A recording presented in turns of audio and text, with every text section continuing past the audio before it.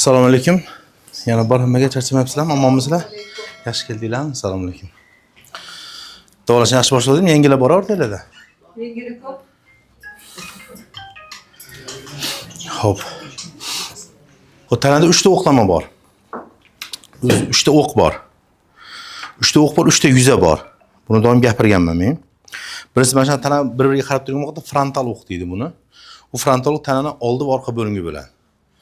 Misol uchun, mana shunday qilib turgan paytda frontal o'q bo'yicha oldi tomon, orqa tomon bo'ladi. Ikkinchisi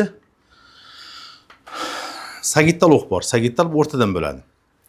O'ngga, chapga bo'ladi. Uchinchisi gorizontal o'q bor. Tepa, pastga bo'ladi. Misol uchun beldan, chanoqdan tepa, chanoqdan past. Diaframdan tepa, diaframdan past. Har bittasi o'q bizni o'zimiz uchun, ayniqsa bu trenerlar uchun yoki o'zi shug'ullanmoqchi bo'lgan odamlar uchun muhim. Mana shu o'qdan kelib chiqqan holatda bizda harakatlar kesimi shakllanadi har bitta bo'g'imda. Yuza bu. Keyin o'q bor. O'q bo'yicha birinchi o'q frontal o'q deyiladi. Frontal o'qda bizda oldinga, orqaga qaraydigan harakat bor. Misol uchun tomosha qilib turadi faqat telefonni. Frontal o'q bo'yicha oldinga, orqaga harakat bor. Bu mana.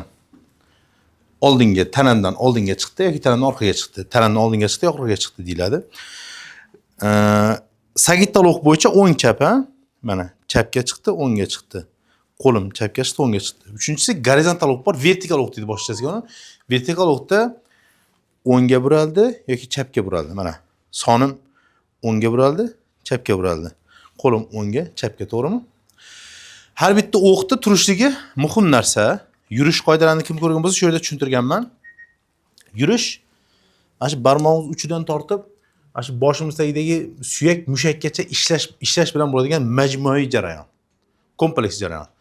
Xuddi mashinani g'ildiragini bo'lib turib, ustida kuzovni bo'lib turib, motorni bo'lganligi hammasi bir tomonga, akkumulyator bo'lmasa yonmasligi boshqa dunyo, to'g'rimi? Bari buzuq narsa u. Hozirda mana shu joyda bironta joy defekt bo'lsa, ishlamasa, bu joy ishlamasa yoki bu joyda bironta ishlamasa, uni qoplash uchun nimadir qiladi, tana umumiy o'q tizimdan chiqadi. Tushundingizmi? Tizimdan chiqadi. Shuning uchun buni majmuiy holatda tasavvur qilgan odam, meni tanam butun bir jism. Shu jismni to'liq davolab vaziyatdan chiqib ketaman degan odam yutadi. Yo'q, men mana grijani ko'ryapman, shu grijani yo'qotishim kerak. Anta nimadir turibdi, shuni ko'rib turibman, shuni yo'qotishim kerak desa, bu adashadi. Adashadi. Nechta odamni ko'rgan bo'lsam, men shunday qilaman-da. Frontal o'qda deymanda, birinchi ikkalamiz birimizga yelkamiz bilan qarab turgan kesim deyman. Mana shunday ikkalamiz birimizga qarab tursak, mana buni qarab turgan holatda umurtqa pog'onasini ko'raman. Bundoq qo'yaman, rasmga chizaman. Misol uchun mana deylik, bel umurtqalari. Mana yonida chanoq keladi. Chizgan paytimda aytaman, unda uzun chiziq tushiraman men. Unda uzun chiziq tushiraman. Tanani chanoq kompleksi deyman, chanoq majmuiy. Majmuiyda 3 ta suyakdan iborat bu. Yonbosh suyagi, chanoq suyagi, o'tirg'ich suyagi. 3 ta suyakning yig'ilishidan chanoq suyagi hosil bo'lgan. Uni o'rtasida ikkalasiga birlashib, tekis yuzada bo'g'im hosil qiladi-da, bel chanoq dumg'aza. Kretsevoy deydi. Kretsevoy. Yonbosh bo'g'im xullas. Sakrilit deydi nimasi? Sakral bo'sh nima bo'g'im paydo bo'ladi, ismi kelmayapti o'zbekchasi. Va mana bu bel mana. Mana bu belning 5-umurtqasi to'g'ridan to'g'ri bularga bir-biriga bog'liq. Agar mana uni pozitsiyasi o'zgarish bo'lsa yoki mana belni pozitsiyasi, buni pozitsiyasi o'zgarish bo'lsa yoki mana bo'g'im qotsa, bu joy kompleks yo o'ngga yo chapga buriladi. Buni o'ngga yoki chapga burilishi yoki bittasining pastga yoki tepaga chiqishligi mana bu umumiy o'qqa ta'sir qilmay qolmaydi. Doim ko'rsatganimda aytaman, chanoq kompleksi harakat markazi L5 S1 ga, mana S1 ga 90 gradus burchakasiga nega tushirganda men o'ja qiyshiq deyman. Nechta odam kuni ko'rgansizlar, ba'zilarki mana bunday turadi mana. Bu tomonga uni qiyshayib kelgan bo'ladi. Bilasizlarmi? Qarasiz, umurtqalar. Ko'rgan bo'lsanglar, ba'zilarniki bu tomonga kelgan bo'ladi, naborat. Bu tomonga kelgan bo'ladi. Bu odam mana shu nimaga qiyshayib turganligini na doktori, na o'zini ishi bo'lmaganda. Afsus, buni qiyshayib yurishligini butun bir tana kompensatsiya qilayotgan bo'ladi. Misol, bizda doimiy ravishda kalta qadam bo'ldik. Qadamimiz kalta. Misol mana shunaqa qadam orqaga mana shunday tortilish kerak edi. Afsus endi mana shunday tortildi-da u. Mana bu mushak kuchaydi. Birinchisi bu katta yonbosh mushagi, mana bu turadi. Mana shunday yopishib turadi. Dumba va ukol qiladigan joy. Ikkinchisi yonbosh mushagining o'rtasi, o'rta porsiyasi mana tutilib turadi. Shuni choqqa tusining yonida turadi. Ikkalasi kichraysa, boyaga aytganimdek, bu mushaklar kuchsiz bo'lsa, mana shu chonoq o'zi tepa pastda tortilib turibdi-da mana. Mana bu mushaklar buni oyoqqa pastga tortib turibdi. Anatay kvadrat mushak bir nechta qorinni tashqi ishqi kundalik muskullari tepaga tortib turibdi. Agar bu kuchaysa, bu susaysa, mana bu kuchaymasa-da o'z-o'zidan tepaga tortilib ketadi. Demakki, bundan kuchli-da bu. Tushundingizmi? Nima bo'ldi? Mana qiyshaydan keyin bu. Unda chonoq bir tomonga ko'tarildi. Mana belni umurtqasi bu tomonga qiyshaydi endi mana. Bunday bo'lib, mana bunga o'xshab. Bu qiyshaygan paytda bu tomon mushaklari kuchsizlandi, bu tomon mushaklari qisqardi. Mana bu qisqardi, bu kengaydi, ketdi, o'zi harakat boshqa bo'ladi. Endi odam o'zi bilmagan holatda bitta oyoqni ko'tarib mana bu harakat qiladi mana. O'zi bilmaydi uni. Bir oyoqni kaltalashadi-da o'zi. Bu keyin 1 kun, 2 kun, 1 yil, 2 yil, 5 yil tana buni kompensatsiya qiladi mana shu buzuqlikni. U 4 yil, 5 yil vaqt davomida mana bu mushaklar kaltalashib qoldi, normal trigger tochkalar paydo bo'ldi va eng achinarlisi mana suyaklarda deformatsiya paydo bo'ldi, o'zgardi suyaklar. Qanday? Misol bu tomondagi bo'g'imni yuzasi bilan bu tomondagi bo'g'imni, fasitsman bo'g'imni yuzasi osmon bilan yercha farq qiladi. Chunki bu tomon bo'g'im ishlamayapti deylik. Mana bu tomon ochiq ishlayapti-da. Buni 5 yildan keyin ko'rgandan keyin buni 0-0 orqaga qaytarish qiyin masala-da juda. Juda qiyin masala. Bu ba'zi o'zgarishlar orqaga qaytmas darajada og'irlashib qoladi shu yerda. Shu narsani uncha-muncha odam ko'ra olmayapti. Hozir bizning katta minusimiz shu. Bir tomonga sal qiyshaygansan deydi. O'sha 4 yil, 5 yil, kimdadir 10 yil vaqt davomida bu hech narsa demaydi-da. Tana haroratini ko'tarmaydi, davleniyani chiqarmaydi, ichini ketkizmaydi. Ya'ni o'ta hayotiy muhim bo'lgan funksiyalarga ta'sir qilmaydi, nafasni tezlashtirmaydi yoki nafasni kamaytirmaydi. Shuning uchun bu odam men yashayapman-ku degan ong bilan yashayveradi, lekin doim belida og'riq, bir tomonlama qisqarishlik, bir tomonlama muammo bilan turaveradi o'z-o'zidan. Bu jarayondan chiqib keta olmaydi xolos keyin. Endi sen unga tushuntirsang, "Ho, inson, mana bu joyda, mana joy pachaq. Buni sen 1-2 oy to'g'rilab, joyiga keltirgandan keyin bu sal qo'yib yuboradi o'zi" desang, "Yo'q" deydi, "Mana shu yerda menga grija bor-da, doktor menga grija deb aytdi. Endi grija deb yozdi, shuni hal qilib berdi menga" deydi. Bu grija mana bu qiyshayishlikdan oldin ham bor edi.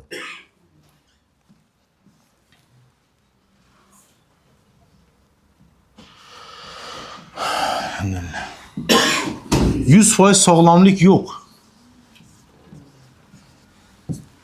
Biz nisbiy sog'lomlarmiz.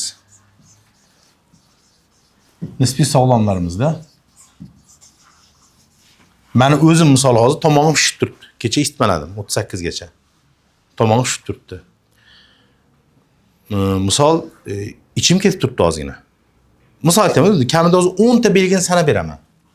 Mana shu 10 ta belgi meni kasalman deyishim darajasida yetarli emas. Buni xalqaro darajada qabul qilingan standart bor-da. Kasallik deb qabul qilinmaydi uni. Bu shu holatlari bor holatida bu odamni nisbiy sog'lom deydi. Относительно здоров deydi.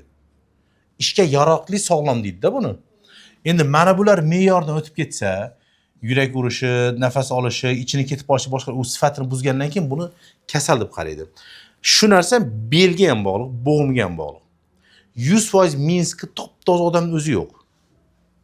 Hammada birlamchi 0-0 yoki 1-darajada Minskda patiya bor, Minskda zararlanish bor. Faqat siz uni zararlanish deb qabul qilmaysiz. 10 yil bo'ldi tizangiz og'riydi. 10 yildan beri siz Minskda patiya deb aytayapti, 3-darajali Minsk yirtilish deb aytayapti.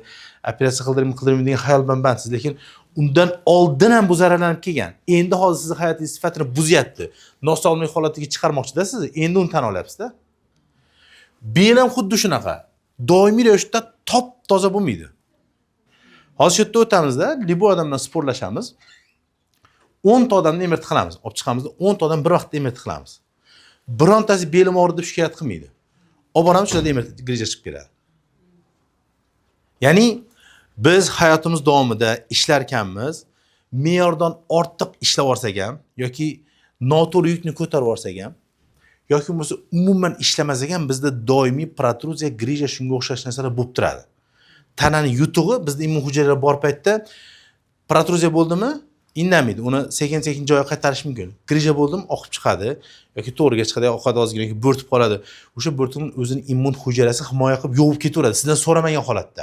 U tanangizda amalga oshib kelgan shu paytgacha. Endi o'z tana amalga oshirilmagan uchun mana pachaq holatga kelgansizlar-da.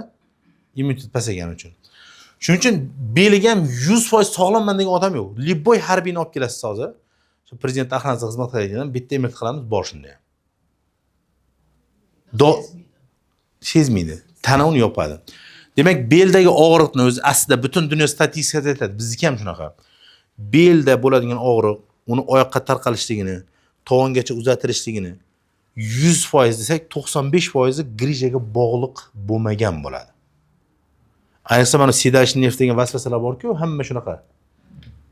O'zini otasini ismini bilmaydi, otasini ismini bilmaydi, lekin sedashniy nervni biladi, qayerdan chiqishigacha biladi. Tushundingizmi? Kechadan oldingi nima o'qiyotganini mana sedashniy nerv biladi lekin. Ashta sedashniy nervim bor, mana shundan chiqqan deydi, mana shu teshigidan biladi u. Internetda ko'rib olganda, shu teshikdan chiqib mana shunga kelganga deydi. Aynan shu nuqtada borda, uni qo'limni tekkizsam og'riydi shu deydi. Daqiq joyigacha aytib beradi-da, shu og'riydi shu nima qilish sedashniy nerv deydi-da. U sedashniy nerv emas, bu kalta yurgandan paydo bo'lgan rotator, orqa tomondagi sonni yoyuvchi mushaklar. Yoyuvchi bo'ladi. Yoyuvchi mushaklarni trigger tochkasi kalta qadam bo'lgan bo'ldi. Mana shunaqa yurgan u. Mazaq yurgan paytda mana u ishlardi. Bu ishlamaganda endi. Ba'zi o'rtada yoygandan keyin trigger tochkalar paydo bo'lib, ular qalinlashib, bitta tros paydo qilgan, endi nafsim olamayapti. Qimillatsam dodlatadi, pristup beradi deydi-da. Tushundinglarmi? Bu jarayonga umumiy qarash, bu yuzingizga, o'zingizga uzoqroqdan qarash deganida. Aslida shunda qo'pol misol bo'lsam keltiraman. Bitta ota farzandi yomon yo'lga kirib ketsa, alkash bo'lib ketsa, yoki buzuq bo'lib ketsa, qizi buzuq bo'lib ketsa, keyin hamma ishni qilib bo'lgandan keyin do'ppini chekiga olib o'ylaydi-ku, to'xta. Men qayerda xato qildim deb, xato qilgan joyingiz mana shu joyligini men tushuntiryapman. Sizlarga grijani yuzaga kelishligi va sizlarning harakatda yo'qolishligi to'g'risida. Do'ppini o'ylaydigan joyi ancha, do'ppini qo'yib o'ylaydigan joyi ancha oldin o'tib ketgan. Hech kim o'ylatmaganda sizlarga uni o'ylamadim demaganda. Shu ong mana sizlarning shu onginglar o'zi afsuslarki doktorlar orasidan bor. O'sha neyroxirurgga borasiz, shunda holatda perikoz tazani ko'rmaydi deyarli. Uni ko'rish ham bilmaydi, tushunmaydi ham ba'zilari. Yangilarda, eskilar bor, hurmat qiladigan odamlar zo'r. Uni qaramaydi ham, sizning bezda qilayotgan belgilarni qaramaydi ham, bu stenozda borligini, stenoz belgilarini tanimaydi ham, mana shunda grija bor 6 mm, olaylik bu deydi. Men qaradim, yopgan teshing deydi. Baribir qiynaysan, ertaga 1 yildan keyin oyog'ing ishlamay qoladi, ozib ketadi oyog'ing deydi. Siz boshqa ekspert tanimaysiz, qo'rqqaningizdan oldirib yuborasiz-da. Uni muammosi mana shunda turgan 6 mm grijani olib tashlash bo'ldi. Uni muammosi sizga erkinlik yaratish emas. Tushundingizmi? Bu hammada shu. MRTda bironta odam shikoyat aytmaydi menga. Falonchi falon joyda ekansiz, falon MRTga tushgansiz, falonchisi deymanda boshlasam, nima shikoyatingiz bor desam, menda shu ikkita grija borda nima qilish uni deydi. U shikoyat emas u, uni doktor aytgan diagnoz u. Nima bezdi qilsa, ha, og'riq bor menda deydi. Keyin harakatim chegaralangan, ozgina yursam tolib qolaman. Mana shu gap sizning gapingiz, u gap sizning gap emas. Sizning gapingiz kerak deyman. Neyropatologga borasan, polineyropatiya bo'lib qo'ygan deydi, u deydi, bu deydi. Kelasiz.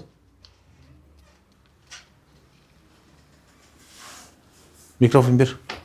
Polineyropatiya bo'lib qo'ygansan deydi. Endi u travmatologdan chiqqan bo'lsa, afsuslarga bo'lsinki, bu biomexanikani deyarli tushunmaydi. Tushunarlimi?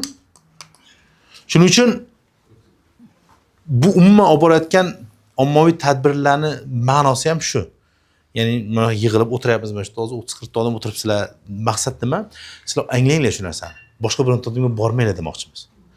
Buni endi sen choningda chanoqda perikoz bo'lib qolibdi, bitta oyog'ing kalta bo'lib qolibdi, kaltalashadi chanoq ko'targandan keyin. Ani tortib qo'yadigan massajchilar gapirmasa ham bo'ladi. Ular o'tda ongsiz. Maymunning ongi yo'q ularda. Maymunning ongi yo'q.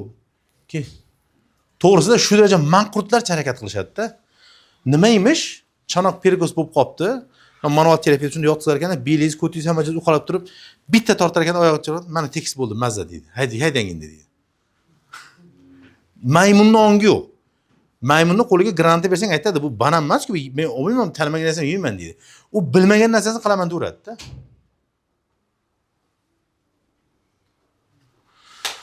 Bu Rasulbek taniysizlar? nima savollar bo'lsa bemalol. Menga ham, menga, bunga ham. Charchamayapsizlarmi? Assalomu alaykum. Yaxshi yuribsizlarmi? Rahmat. O'zingiz yaxshimisiz? Nima savollar bor? Savollar yilda bor. Nimaga ko'proq suyuq to'planadi tizlarda? Birinchi navbatda yuklama. Og'ir ves, mana ortiqcha tana vazn deymiz. Bu bir mexanik travma deymiz. To'g'ridan-to'g'ri kimdir tepishi, hech kim tepmaydi. Yoki yiqilish, hech kim yiqilmagan ham bo'lishi mumkin. Butun tanadagi ves o'sha joyga nagruzka bo'lib tushadimi? Nagruzka bo'lib tushgandan keyin o'tdagi yumshoq to'qimalar eziladimi? Oddiy boshqa joyingizdagi shamollash bo'lib tursa, o'sha joyingizga ves tushursa, tizza ham eng katta bo'g'imlardan bittasi. U ham jarohatlanadimi baribir? Jarohatlanganning hisobiga ham u yoqdagi shamollash bu yoqqa ham o'tadi, chunki ko'chib yuruvchi og'riqlar bo'ladi-da tanada. Ana o'shandan keyin u senovit bo'lishni boshlaydi. Senovit boshida og'riqsiz bo'ladi. Sezilmasdan keladi-da u. Artroz sezilmaydi. Artroz o'sha tizzani mana tog'ay ko'rib tursa, tizzani maketi. Maketinga ketdingan ham. Yo'q, boradi pastda. Tizzani mana shu ikkita suyagi bor. 3 ta suyakdan iborat bo'g'im bu. Bitta boldir suyagi, kichkinasi yonida turadi, son suyagi o'rtada, tepada mana tizza qopqoq suyagi bor. Ikkita suyakning yuzasida tog'ay bor mana shu. Hozir ro'za bilan belgilab qo'yganman. O'sha tog'ayni yedirilishi bilan ketadigan kasallik bu artroz deydi. Artritchi desa, artritda bu bironta suyak minsk hissasi yedirilmaydi, faqat yalg'lanadi. Tomoningiz qanday shishadi, angina bo'ladi-yu. Bugun angina bo'lib 41 gradusga ko'tarib, nafas ololmay suv o'tmay qoladi. Bir haftadan dog'langandan keyin joyiga tushib qoladi. Tizzadagi artrit shunaqa bo'ladi. Qo'zigan paytida mana shu yonidagi yumshoq to'qima bog'lam, mana minslar birga, mushaklar birga qo'shilib turib, mana shunday birga yallig'lanishini artrit deydi. U tomoningiz qanday shishgan bo'lsa, o'tkir davrda shunday tizzani otni kelasida shishiradi. Kallangizga o'tib ketadi tizza. U paytda unga tegish kerak emas, tinchlik kerak. Uni olgandan keyin, o'sha qayta dog'lagandan keyin uni dog'lash endi boshlanadi. Hozirgi mana o'tkir davrdagi artritning muammosi bunga tinchlik berish kerak. Tamom. Shishni olib turib yallanishni to'xtatish kerak. Undan keyingi asosiy muammo trassa boshlanadi. Nima u desa, bu nima uchun menda artrit bo'ldi degan savolga javob qidirish bo'ladi. Shu joyda o'tirganlar nechtasi nima uchun menda artrit bo'ldi degan savolga qidirmagansiz javobni. Sizga aytgan doktor artrit bo'lib qolibdi, suyuqlik bor, shpis bilan olamiz degan, yuvgan, plazma qo'ygan, dori qo'yganda keyin 3 oy umuman yurmaysiz degan. Bu ham aytayapti-ku men hozir. Bu og'irlik qilmaysiz degan. 3 oydan keyinchi degan savolni siz bermagansiz. U ham sizga aytmagan. 3 oydan keyin oldin nima qilgan bo'lsangiz, o'sha buzuq hayot yashab ketavergansiz. Tizangiz uchun buzuq hayotda u. Siz uchun tuzuk, halol, to'g'ri yo'lda yuribsiz. Tizangiz uchun buzuq tartibli hayot yashab ketavergansiz. Hammamizning botqog'imiz shu, hammamiz birga botyapmiz botqoqqa hozir. Biz doktorlar, tibbiyot vakillari to'liqcha sizlarga shuni miyaga singdira olmaganimiz uchun sizlar qayta-qayta bo'lyapsizlar. Orqasidan biz qiynalyapmiz. Misol, har bitta artrit paytida, misol uchun 3 oy harakat chegaralanganda, mana bu joydagi 3 oyda mushak normalniy kichirayadi. Bu keyingi safarga artritni og'irlashtiradi, tizzani o'zida qayta-qayta tiklash imkoniyatini kamaytiradi. Chunki o'zi bunda osteoporoz bor, shuning uchun artroz bo'lgan bu. Osteoporozni birinchi to'xtatadigan eng zo'r narsa bunga tushadigan osiyovoy bosim. O'qlama yuklama. Tizzaga mana shunaqa bosim tushgan paytda mana umuman suyak ustiga yuklama og'irlik tushgan paytdagina u aytadi, men zichlashim kerak, yozib parchalanib ketaman deydi, stimul beradi miyaga. Va suyak zichlashga qarab yuradi. Undan keyin boshqalar keyin keladi-da. Osiyovoy nagruska bo'lmasa, faqat yotaversangiz suyak baquvvatlashmaydi. Nagruska qilmasa. 3 oy nagruska qilmagandan keyin, birinchidan nagruska qilmadi, suyak baquvvatlashmadi, ikkinchidan ishlamadi mushak o'z-o'zidan kichirayadi. Tanada ishlamagan ishlamaydi degan maqol bor, naql bor, tanani o'zida. Ishlamagan bironta narsaga energiya bermaydi. Nima bo'lishidan qat'iy nazar u. Jinsiy a'zosi ishlamadimi, energiya bermaydi. Ehtiyoj bo'lmadimi, bermaydi-da. Tushundinglarmi?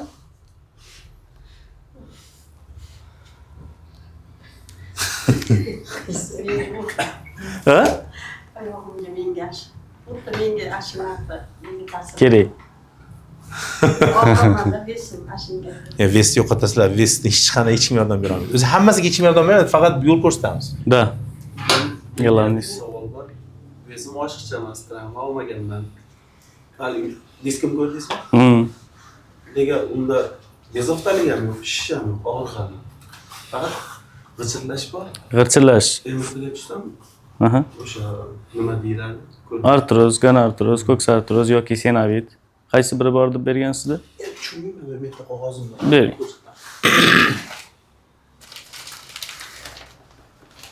Kirtillash faqat artrozda bo'lmaydi. Обычный odamda ham bo'lishi mumkin, faqat senovitda ham bo'ladi. Uni 4 juda ko'p sabab bor. Birinchisi odatda mana Havo qismlari. birinchisi havo. Mana. Bu tabiiy. Men sog'lomman, artrozim yo'q meni. Qo'limda artrozim yo'q. Birinchisi bu joydagi suyuqlikni o'zidan bo'ladi. Suyuqlikni o'zidan bo'ladi. Ikkinchisi mana shu joydagi paylardagi muammolardan bo'ladi. Keyin uchinchisi undan keyin bursalar bor, xaltalar bor. Xaltalar ichida suyuqlik bor, ulardan ham bo'ladi. Ko'p sabab bor, u tabiiy. Endi bir marta qiladi-da, endi ikki marta qiladi. Doim bir kunda 100 marta o'tiribsiz, 100 marta qirtillamaydi unda.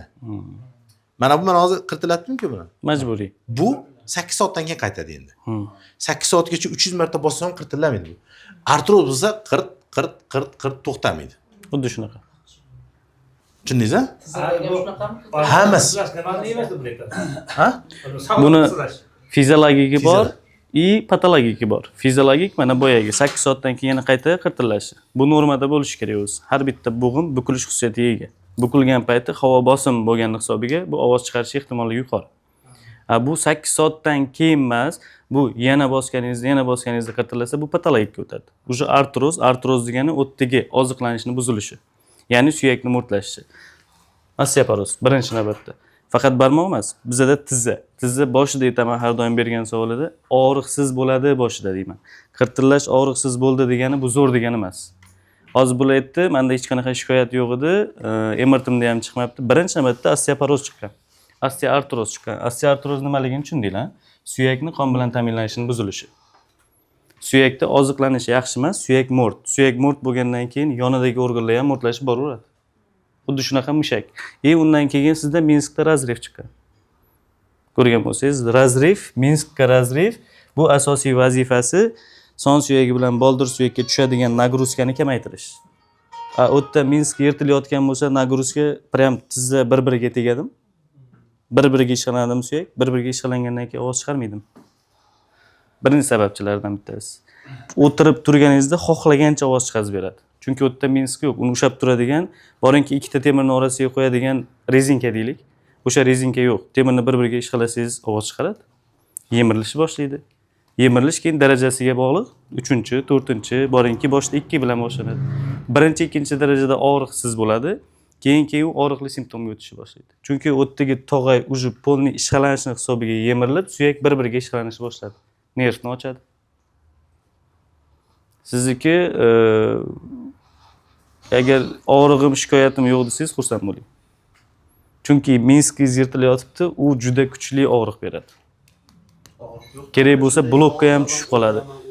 Boshida og'riqsiz bo'ladi. Chunki hali tog'aga yetib bormagan bo'lamiz. Mana oldini olish uchun qilib yurgan ishingiz bu plyuska hozir. Keyinchalik og'riqqa o'tishni boshlaydi, chunki tog'aga yetib kelmagan paytimiz og'riqsiz. Tog'aga yetib bordikmi, uje tog'ani ham yemirib tashladimi, suyak bir-biriga ishlanadi, uje siz og'rig'iga chidolmaysiz. Konservativ lichina yordam bermasa, unaqa holatda operativ lichinaga ham borib qoladi. Birinchi Minskni tozalab ko'radi. Zo'r, hali yosh ekansiz, unga protez qo'ymayman deydi, Minsk tozalaydi. Minsk tozalagandan keyin 1 oy, boringki 2 oy zo'r yurasiz, keyin yog'iga yana og'riq boshlanadi. Oldingidek og'riq bo'lib qoldi-yu deydi. Xuddi shunaqa. Chunki vaqtinchalikka blokladik nervni, yana nerv o'zini qayta tiklab oldi. Bu yog'i masalan Minsk yo'q, yana tog'ay bir-biriga tegishni boshladi. U suyakka o'tishni boshlaydi. Suyak protezni qo'ymasdan turib, suyakda yuraverasiz, protez qo'yishdan oldingi og'riq shu darajada bo'ladi. Uje kontraktura bo'lish boshlaydi. Sizda bukilmaslikni harakatini qilish bor. Chunki bukilsa og'riq beradi, yuklama tushsa og'riq beradi. Keyin u ankiloz bo'lishni boshlaydi. 50% gacha uje chegaralanib qoladi bukilish. Uje bukilish chegaralandi degani, buni boshqa varianti yo'q degani. Konservativ lichina yordam bermaydi degani. Konservativ lichina yordam bermadi degani operativ lichina majburmiz degani. O'shaning uchun oldini olish kerak deymiz. Oldini olish fizlichina asos hisoblanadi. Fizlichina asos, mana bu mushaklarni ishlatish, ishlamagan joydagi, Masalan, artrit bo'lishini oldini olish, mushakka yaxshi qon aylanib kelsa, artritni o'zini o'zi davolaydi. Biron marta hammaniki artrit emas, hammada suv yig'ilayotgani yo'q, lekin bor shunaqalar. Chunki постоянно nagruskada kerakli mashqlar, kerakli ishlar qilinmaydi. Kerakli yuklama tushishi kerak, yuklama tushib turibdi ortiqcha bilan. Ortiqchaga bu mushak tayyor emas. Chunki u oldindan chiniqib kelmagan. Boyagida 100% sog'lom odam yo'q. Da. Misol men hozir sportga amal qilsam ham, bu sportga amal qilmasa ham, umuman 100% sog'lom odam yo'q. Kimki buni me'yordan zo'rlasa tamom. Bu yerda balans bor. Misol bu Minskga bosimni pasaytirib beradigan mushaklar bor. Bular ishlash kerak-da. Shunda tizdan o'ziga alohida mashg'uloti bor-da, hozir. Umuman unaqa alohida mashg'ulot yo'q. Mashg'ulot bor. Ismingiz nima? Erkin akani misol sonni oldidagi to'rt boshi muskuli yaxshi emas. Yoki orqadan keladigan uzun muskul bor, pastga bundoq qo'shiladigan, u yaxshi emas. Qaysi muskul ishlamayotgan bo'lsa, shuni ishlatish kerak, tamom. Da. Eng to'g'ri variant o'sha bo'ladi. Hamma muskuli zo'r bo'laveradi. Tanada mana bunaqa narsa bor mana. Mushak bor-ku mana. Mushak qizil bo'ladi mana. Qizil deylik, mana mushak bo'ldi. Bu bor suyakka birikadi, ichi to'la tola buni, to'g'rimi? Ana suyakka birikadigan joyi payga aylanadi bunaqa. Pay bo'ladi. Balki undan tashqari bog'lom bor. Ikkita bo'g'imni bir-biriga, qayerda bo'g'im bo'lsa, bir-biriga bog'lab turgan bog'lom bor. Hamma joyda bog'lom bor. Bog'lom bilan pay kattalashishi bir yillab bo'ladi, mustahkamlashishi. Bir yillab. U 3 kunda bir oyda bo'lmaydi. Mana mushak bir oyda kattalashadi. Hozir zalga borsam, bir oyda mana shu mashina bo'ladi, pump bo'ladi. Mana bog'lom bilan payda hech narsa o'zgarish bo'lmaydi. Misol men o'tiramanda, o'tirib turganimda to'g'ridan turib mushagim baquvvat bo'lishi mumkin, lekin tizzani fiksatsiya qiladigan, u stabillikni ta'minlaydigan bog'lomlarga hali kuchayishga ulgurmagan bo'lsa, sizda effekt bo'lmaydi. Ya'ni vaqt kerak deganda u. Mushakda o'zi baquvvatligi yetmaydi, bilsangiz. Balerinalar bor-ku, ularning bog'lomi zo'r bo'ladi. Ular muntazam ishlaydi-da. Da. Aka o'zi inson muntazam ishlash kerak-da. Biz yaralganimizda ma'no mantiq shu o'zi. Shunda yerga taqib tashlagan Alloh taolo rizqingni terib yeganda menga qaytib kelgin degan bo'ldi. Biz rizqimizni terib yurib yemoqchi emasmiz-da, biz yotib yeb turib yana sog'lom bo'lmoqchimiz. Yoki yotib. Oyoqda savolim desam, tizzada ko'p bunaqa mashq bo'lmaydi deyishyapti. Siznikida bo'lmaydi-da. Mana unda zo'r bo'ladi. Darajasiga bog'liq. Darajasiga bog'liq-da. Siz O'shaning endi uchun hozir daraja. endi siz uchun muhimlik chegara mana bu joyda. Tizza shishib bo'lgandan keyin, harakat qilmagandan keyin, to'litga o'tirmagandan keyin ko'zingizda faqat gavharingiz tizzingiz bo'lib qolganda hozir. O'shaning uchun hammadan nafratlanib ketyapsiz, yomon ko'rib ketyapsan meni. Shu, endi u. Bu tizzangizni eslamayapsam hali. Yo'q, bunisi yaxshi bittasi. O'sha yaxshi tizzingizni eslamayapsam. Maqsad mana shu hozir. Mana to'xta. Mana bu yaxshi tizzam. Keyin buni yutqizdim. Buni olib qolish uchun nima qilay degan savol hali sizni qiynayotgani yo'q. Da. Kelgan ham yo'q sizga hali. Menga savol bo'lyapti, nimaga bunda unaqa, bunda unaqa. Ikkovi ham teng harakat qiladi-yu deyapman. Bu travmani ko'p olganda. Bunisini. Ha. Yuklama qaysi biriga ko'p tushadi? Travma degani, qarang. Travma degani hozir nimada u? Kimdir kelib yoningizdan bolg'a bilan urishib travma emas-da. Mana shunda yurudingiz, mana normalniy 50 sm yurardingizda, bitta ariqcha keldi, 2 marta ariqchadan lishni sakraganda, shuni atrofidagi hamma bog'lam cho'zildi. Mana travma. Oddiy travma. Oddiy travma. Bodybuilder aytamanki, mana bodybuilder aytadi, qarang. Misol uchun borsangiz, bodybuilderda, umuman bodybuilder emas, trenajyor zalda mushakni ishlash prinsipi travma bo'ladi. Mana shu boldir bilak mushagini, ikki bosh mushagini ishlatmoqchi bo'lsa, shunga o'zini ishlash liniyasi bo'yicha qo'yib qo'yadi-da, texnikani o'rgatadi. Kel bu yoqqa deydi. Mana shunday qilasan deydi, shunda qilasan deydi. Gradusini ko'paytirmasan, kamaytirmaysan deydi, pastga tushirasan deydi. Xuddi shu holatda mana shunday qilasan deydi. Agar u aytgandek qilsangiz, mana bu joyda o'zi 10 tadan keyin sizda achishish boshlanadi, kuchi yetmaydi. Uning ustiga yana zo'rlab yig'latib qildirgan paytda mana bu joyda yirtiladi, travma paydo bo'ldi. Nimaga? Mana bundoq qilgan paytda bu travmadan farqi bor. Qanaqasiga? Mana bu bundoq qilgan paytda faqat bog'lamlari, bo'g'imi hamma joy butun bo'ladi, mushak yirtiladi. Bu mushakni xohlab yirtdi. Nimaga? Ertaga bu mushak miyaga yetib boradi-da, kattalashadi shuni prinsipida. Lekin buniki unaqa mushak travmasi emas-da, bundoq kelgan paytda tizzani o'zini surdi bog'lamlarini. Bog'lamga travma berdi-da bu. Bog'lamga travma berdi. U travma birdan joyiga tushmaydi. Xonani savol ham ko'p ekan. Nimaga yana bittasi? Chunki ko'pchilik o'ng aqay, ko'pchilik chap aqay. Birinchi oyoq qaysi biri tushgan bo'lsa, o'sha birinchisi travma oladi. Qaysi biri tushgan bo'lsa, o'sha travma oladi. Qaysi biriga yuklama ko'proq tushgan bo'lsa, o'sha travma oladi. Yoki ikki taraflama bo'lishi O'sha mumkin. travma, original Birinchi pay- travma. Da. Original travma. Ikki taraflama ham bo'lishi mumkin. Qachon? Tepadan pastga sakrash. Nimaga harakat cheklash, yugurish, turgan joyda sakrash mumkin emas deyman. Nimaga sizga hozir ikkinchim yaxshi, nimaga bittasi? Chunki uni ehtiyot qilishingiz kerak. Tinchlik bu siz uchun hozir foyda. Nimaga? Chunki u yerda artritni hisobiga birinchi navbatda u yerdagi mushaklarni qayta tiklab olishimiz kerak. U yerdagi senovitni olishimiz kerak, agar bo'ladigan bo'lsa, ichini yuvamiz deyman. Ichini yuvish bu senovitni olish. Senovit ketgandan keyin harakat o'zidan o'zi aktivlashib qoladi. Bu men yengillashib qoldim deydi.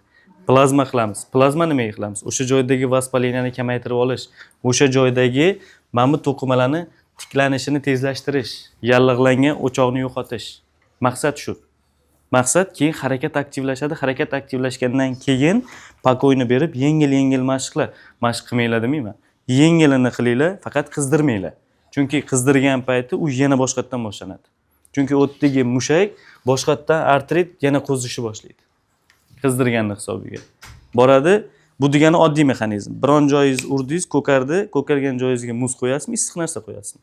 Mana ko'pchilik sandalni savol beryapti. Nimaga olmayapmiz? Suv, masalan mana urdingiz, ko'kardi, o'sha joyga muzli suv qo'yasizmi yoki issiq suv qo'yasizmi? Nimaga muzli? Vaqtinchalik o'sha joydagi mayda kapillarni muzlatish. U yana ham qon, ichki gematomani hosil qilmasligini ta'minlash. Agar uni qizdirsak, u naborot yana ham shishadi, ko'karib ketadi. Mana sandalning vazifasi. Sandal artrozi borlarga zo'r, lekin mana bitta artriti borlarga, bo'g'imda shish borlarga u yana ham battarlashtiradi. Ertasi kuni yura olmay qoladi. Sandal olganlar. Doktor, men issiq qildim, yura olmay qoldim. Ha, mexanizm mana bunaqa bo'lib turibdi. Sizda senovit bor edi. Senovitdan keyin u ishni qilmang edi dedim. Deganman-da ko'pchilikga. U so'ramagan, esdan chiqib ketgan, uje ketdi. Yotqizish payti hozir misol uchun. U boshqa. Bu boshqa? Da, u boshqa narsa. U mushaklarni cho'zish, mushaklarni chiniqtirish, u qizdirish. Men senovit bor payti uni ham ruxsat beraman. Senovit bor payti. Da, u sizda masalan bel boshqa, tizza boshqa. Beldagi mushaklarni ishlatishimiz boshqa. Chunki hozir unda qizdirmasdan turib sizni birdan yugurtirib, birdan yurg'izib borish uje ammo chiniqtirib, sekin pikiga chiqiladi. Bu yoqda o'rgatib yuboriladi, davomi uyda bo'ladi. Har doimgidek. Doktor, Labay. biz mana hozir ishlamayotgan mushaklar dedingiz-ku, shu ishlamayotgan mushaklarni MRTda bilsa bo'ladimi? Yo'q. MRTda bilmaydi.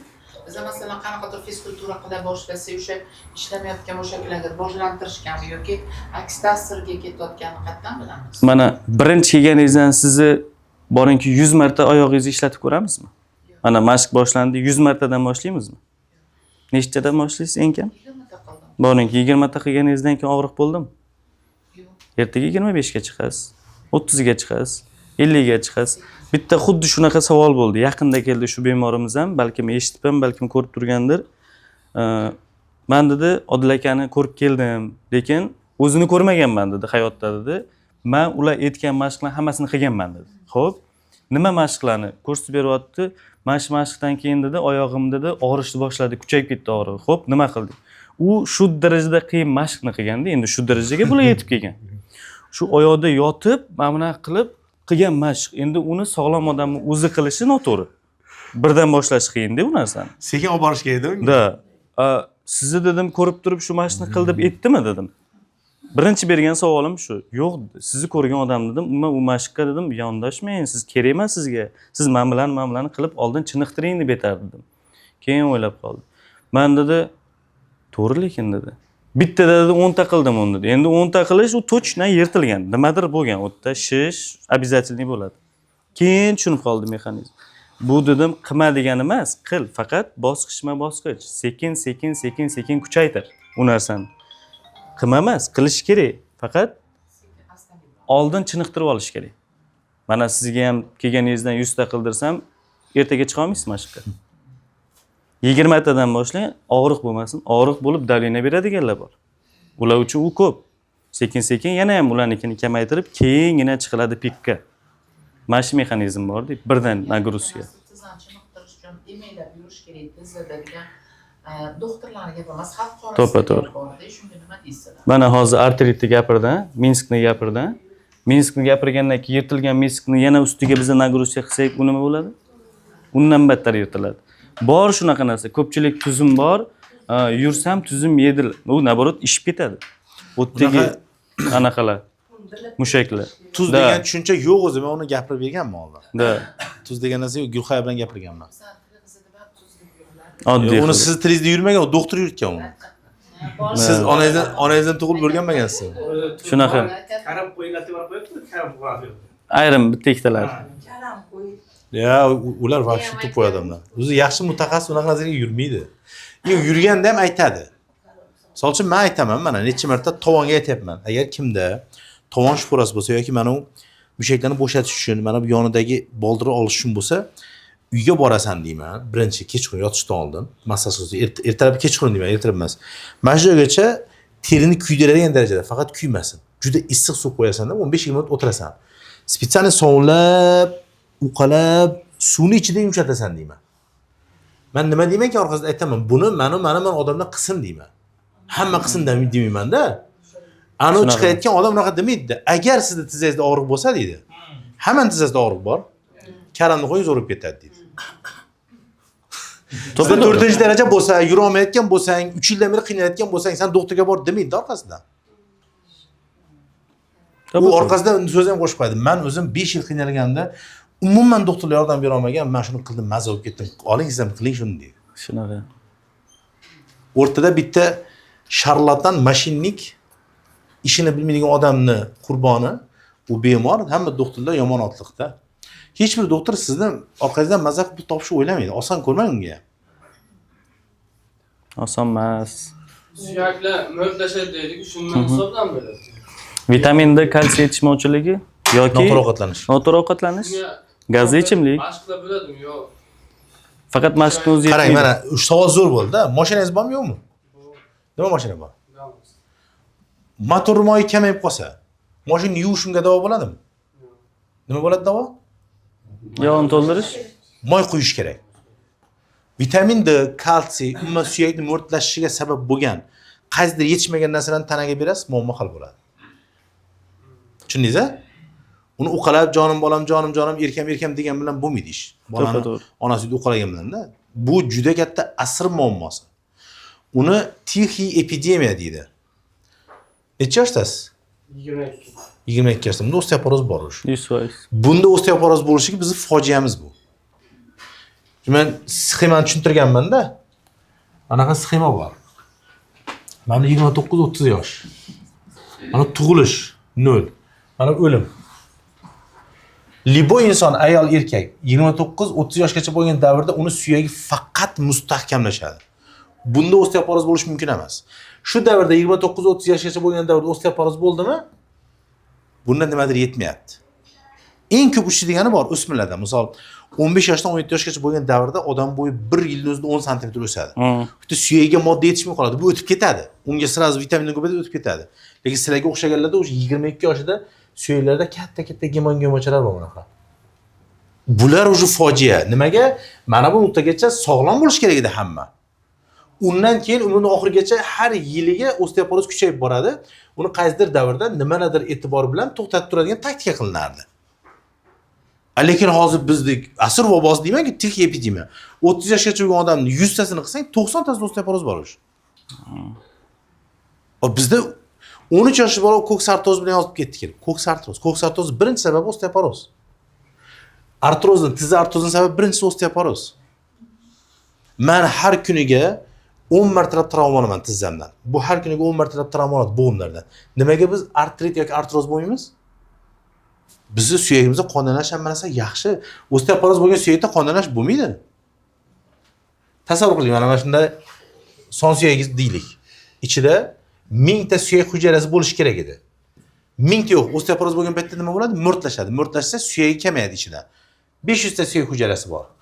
Bu shu yukni ko'tara oladimi? Yo'q. Oddiy arifmetika. Buning ichida hujayra kam bo'lgandan keyin mana bu yerda muammo bo'lyapti bo'g'imning yuzasida, tizza atrofida. 1000 ta hujayra bo'lgan paytda bu yerga qanaqa tezlikda modda olib borib beradi? 5 ta bo'lganda qanaqa tezlikda olib borib beradi? Mantiqan tasavvur qilingda. Shuning uchun ham ikkalamiz yoshimiz bir xil bo'lsa, kilogramimiz ham bir xil. Bir xil joydan sakraymiz. Men ham artroz travma olman tizimdan, bu ham travma oladi. Men sog'lomman. 2 oyda hech narsani eslatmayman, unutaman, mazaq yurib ketaman. Bu 2 yil yuradi kerak bo'lsa. Nimaga? Bunda artroz bor, mana u holat.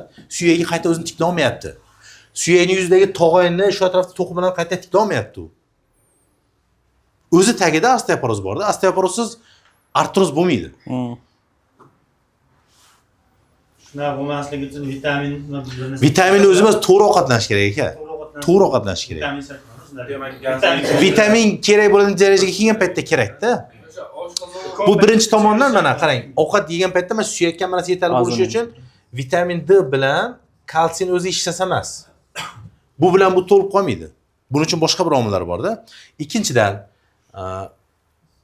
vitamin D bilan kalsiy o'zgarmada bu to'yib qolmaydi. Umrining oxirigacha eng zo'r ovqatlangan vaqtda ham bu ham to'lib qolmaydi baribir. Nimaga? Ichak siz yegan zo'r narsani suyakka olib borib bermasa foydasi yo'q. So'rilish. Ichagi sal ketadi, ichagi sal tezroq yuradi normaldan ko'ra. Uni so'rib ola olmaydi.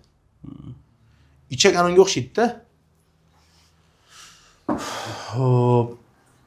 Misol tasavvur qiling, hozir yomg'ir yog'ib turibdi-da, o'rtada pulli yomg'ir yog'sa, pul yog'sa-da, yomg'ir o'rniga tanga yog'sa-da, sizga imkon berilsa, qanchalik joyni terib olasan desa-da, unaqa.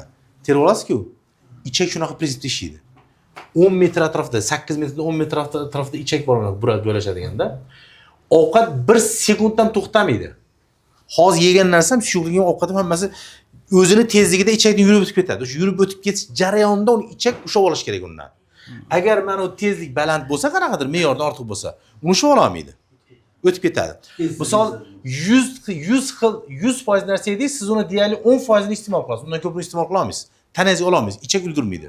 Endi mana shu 100% yegan narsangiz ergan 30% iste'mol bo'lsa, tanangizga ichak so'rib olsa, ichak to'xtab qolsa, muammoni ko'ringki. Siz o'zingizdek tanangizga muammoni ko'ring, me'yordan oshish narsani-da. Har bir narsani daqiq joyigacha chiroyli yaratib qo'yganda Alloh taolo. O'sha 12 barmoq ichiga yara bo'lganda shu muammo shundan Yo'q, undan bo'lmaydi. Yarani hisobidan ovqatlanish buzilgan bo'lsa bo'ladi. Bu degani keyin undan tashqari mana kalsiyga boy, vitamin D quyosh bilan bog'liq endi. Keyin kalsiyga boy yoki bo'lmasa kremni, selen degan o'simlik bor. Shulardan shunga o'xshash moddalarni ichakdan yedingiz u, lekin noto'g'ri yedingiz. Misol uchun kalsiyni yuvib oladigan narsa bilan yedingiz. Yoki bir yegan paytda bir kunda bir marta ovqatlandingizda qorinni to'ldirdingiz, mesh qopga o'xshatib turib. U zastoy bo'ldi, birdan yurib ketib qoldi keyin. Umuman xullas, ichakdagi narsani mana bu jigarga borishiga, qonga so'rilishiga qo'yib bermadingiz. Sog'lom ovqat yedingiz, lekin uni sog'lom ravishda yemadingiz. Shuning uchun siz baribir kasal bo'laverasiz. Shuning uchun aytaman, to'g'ri ovqatlanish o'ta muhim. Hamma tushunib qo'yingizda, to'g'ri ovqatlanishda ozish tushunasiz. Ozish emas to'g'ri ovqatlanish. Bu hamma narsa. Hamma narsa. Tushunarlimi?